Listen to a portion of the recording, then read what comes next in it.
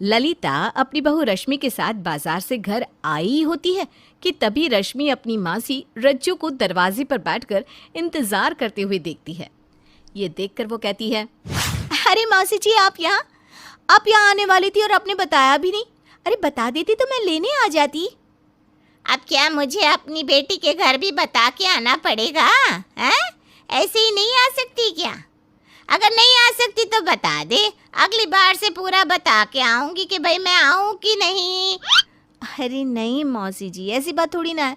मैं तो बस बोल रही हूँ कि अगर आप बता देती तो आपको यहाँ बैठकर इंतज़ार नहीं करना पड़ता और आपको आने में भी तकलीफ हुई होगी ना थोड़ी बहुत। अरे भाई, अब भला मुझे अपनी बेटी के घर आने में थोड़ी तकलीफ होगी तो क्या हो गया? मैं तो सोच रही थी कि आई हूँ तो कुछ दिन रह कर जाऊँगी, तुझसे मिलूँगी, तेरी सास से मिलूँगी, लेकिन तू तो मुझे गेट से ही भगा रही है। खैर कोई बात नहीं, अब तो जाने को बोल दिया है तो क्या करूँ, चली जाती हूँ अपने घर। अरे अरे बहन जी, ये कैसी बात कर रही हैं आप? मेरी बहू की आप मासी है, इस घर की समधन भी हुई इस नाते। हर आप घर के दरवाजे से ही चले जाओ, ये थोड़ी ना अच्छा लगता है। आइए आइए, अंदर आइए। रश्मि, जाओ अपनी मौसी के लिए कुछ अच्छा सा खाने को बना दो। आज ये हमारे साथ हमारे घर में ही रहेंगी और जब तक इनका मन नहीं करता हम इन्हें जाने भी नहीं देंगे। ललिता रज्जू को अंदर लेकर आती है। रश्मि अपनी मौसी के लिए चाय नाश्ता लेकर आती है। तीनों बैठकर आराम से खूब बातें करते हैं और हंसी मजाक करते हैं। कुछ देर बाद रज्जू को भी उसका कमरा दिखा देते हैं और वो वहाँ पर आराम करने चली जाती है। शाम के समय जब रश्मि रसोई में खाना बना रही थी तो रज्जू रश्मि के पास आती है। इतने दिनों बाद देख रही हूँ तुझे, आंखें तरस गई थी तुझे देखने के लिए, अब जान में जान आई है। वैसे रश्मि बेटा, एक बात तो बता, तेरा पति का खाता तेरे नाम पर भी होगा ना? मेरा मतलब वो क्या कहते हैं, जॉइंट अकाउंट। मासी, जॉइंट अकाउंट की क्या ज़रूरत है? अब जो उनका है वो मेरा भी तो है ना। जॉइंट अकाउंट करके मुझे क्या करना? सच में बहुत भोली है बच्ची तू। आज के समय में किसी का कोई भरोसा नहीं होता, यहाँ तक कि अपने पति का भी कोई भरोसा नहीं होता। कब पलट जाए कुछ पता नहीं चलता। मासी जी, आप ऐसे क्यों कह रही हैं? वो तो बहुत ही सीधा शरीफ इंसान है। वो तो मेरे साथ कुछ गलत करने के बारे में सोच भी नहीं सकता। फिर तो रश्मि बेटा, तुझे और भी सावधान होने की ज़रूरत है, क्योंकि जो जितना सीधा दिखता है ना, उतना ही ज़्यादा कपटी होता है। मौसी जी, मुझे पता है आपको मेरी चिंता है, तभी आप मेरे लिए ये सब बोल रही हैं। लेकिन मैं जानती हूँ ना, अनुज जी कभी कुछ गलत कर ही नहीं सकते। वो सच में बहुत अच्छी इंसान है। अगर इतने ही अच्छे इंसान हैं तो एक बार बोल लेना जॉइंट अकाउंट के बारे में। अगर मान जाए तो मैं भी मान जाऊं कि तू सही कह रही थी और मैं गलत।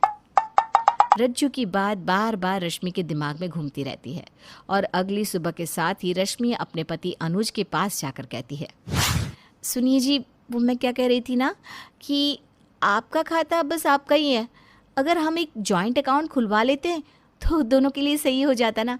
कभी कभी मुझे काम पड़ जाता है तो मुझे आपसे तो नहीं बोलना पड़ेगा और फिर हमारा जॉइंट अकाउंट होगा तो मैं खुद भी तो पैसे निकाल पाऊंगी। उसमें तुम्हें अकाउंट की क्या ज़रूरत है? तुम्हारे पास तो हमेशा इतने पैसे रहते हैं कि तुम्हें कभी किसी का अकाउंट से पैसे निकालने की ज़रूरत ही ना पड़े। और रही बात खाता खुलवाने की, तो मैं तुम्हारा अलग से खाता खुलवा देता हूँ, जिसमें तुम्हें जितने पैसे रखने हो रख लेना। अनुज इतना बोलकर तैयार होता है और ऑफिस चला जाता है। रश्मि भी अनुज की बात पर ज़्यादा ध्यान नहीं देती और अपने काम में लग जाती है। कुछ देर बाद रज्जू फिर से रश्मि को भड़काने लगती है और ऐसा एक बार नहीं बल्कि कई बार होता है। ऐसे ही एक शाम रज्जू रश्मि के पास आकर कहती है, देखा रश्मि, तेरे पति ने आखिरकार जॉइंट अकाउंट के लिए मना ही कर दिया ना। मैं तो पहले ही जानती थी, सारे मर्द ऐसे ही होते हैं। जॉइंट अकाउंट खुलवा देता तो उसकी पोल पट्टी तेरे सामने खुल ना जाती। मौसी, जॉइंट अकाउंट खुलवाने के लिए मना किया है, लेकिन उन्होंने मेरा अकाउंट खुलवाने के लिए तो बोल दिया ना, तो पट्टी कैसी? अब तो इतना सीधा साफ शब्दों में पूछ रही है तो मैं बता देती हूँ। देख, मर्द के खाते में क्या हो रहा है इसकी पूरी जानकारी एक औरत को होनी चाहिए, क्योंकि कब कहाँ से कितने पैसे जा रहे हैं ये तुझे नहीं तो क्या किसी बाहर वाली को पता होगा। हाँ, ये बात तो मैंने सोची नहीं। सच में मौसी जी, ऐसा भी हो सकता है क्या? बिल्कुल हो सकता है बच्ची। देख, अगर तेरे पति जॉइंट अकाउंट के लिए मना कर रहा है तो तू ये बोल दे कि अब से पूरे घर का हिसाब किताब मैं रखूँगी, इसलिए आपकी सैलरी कितनी है उसके बारे में मुझे पता होना चाहिए। फिर देख तेरा पति क्या बोलता है। अरे उसे पता तो चलना चाहिए ना। रज्जो बार बार रश्मि और अनुज के बीच में कलेश करवाने की कोशिश कर रही थी और ये सब रश्मि के साथ ललिता देख रही थी। एक बार रश्मि और अनुज में काफ़ी ज़्यादा लड़ाई बढ़ने लग जाती है और रश्मि घर का सामान तोड़ने फोड़ने लगती है। ये देखकर ललिता वहाँ आकर कहती है, क्या हुआ है बहू, तू इतना सामान तोड़ फोड़ क्यों रही है? कुछ हुआ है क्या? होना क्या है माँ जी, आपकी लाडली सपूत से ही पूछ लीजिए। अरे आप खुद बताइए, मैं अगर अपने पति से हिसाब किताब के बारे में पूछती हूँ तो ऐसा कौन सा गुनाह कर दिया मैंने जो वो मुझ पर इतना चला रहे हैं? उनकी पत्नी होने के नाते अब क्या मैं उनसे कुछ सवाल जवाब भी नहीं कर सकती? देख लीजिए बहन जी, आपका बेटा मेरे बच्चे से कैसे बात करता है। अरे एक पत्नी नहीं पूछेगी तो किसी बाहर वाली को बताएगा क्या है? और इतना डरने वाली बात क्या है? कहीं कोई बाहर वाली से चक्कर तो नहीं चल रहा?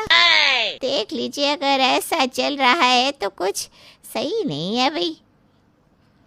मुझे पता था ये सब आज नहीं तो कल होने ही वाला है, इसीलिए मैंने इन सब का पहले ही हल निकाल दिया था। थोड़ा समय वेट कर लो, सबको पता चल जाएगा कि क्या होने वाला है।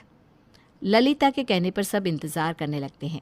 अगली सुबह रज्जो की बहन यानी कि रश्मि की माँ अनीता आती है। अनीता के आते ही रज्जो थोड़ी घबराने लगती है। अच्छा अम्मा, आप यहाँ आ गई, पता भी है आपको यहाँ पर क्या क्या हो रहा है? अनुज ने तो हद ही कर दी माँ। हद अनुज ने नहीं बल्कि मेरी खुद की सगी बहन ने करी है। और रज्जो तू यहाँ किस मकसद से आई है मुझे और ललिता बहन को अच्छे से पता है। मकसद? कैसा मकसद? मुझे तो किसी मकसद के बारे में पता नहीं। अरे भाई, ये आप लोग किस मकसद की बात कर रहे हो? कोई बात नहीं रज्जो, तू यहाँ किसी मकसद से नहीं आई है ना, लेकिन मैं तो यहाँ एक मकसद से ज़रूर आई हूँ, तुझे यहाँ से बाहर निकालने के मकसद से, क्योंकि तूने बहुत तोड़ लिया मेरी बेटी का घर। अब बस और नहीं, बचपन का बदला अब ले रही है। अरे माँ बाप मुझे ज़्यादा मानते थे तो इसमें मेरी क्या गलती है? और फिर अनीता सबको सारी बात बताती है, जिसके बाद सब मिलकर रज्जो को घर से बाहर निकाल देते हैं और हंसी खुशी साथ में रहने लगते हैं।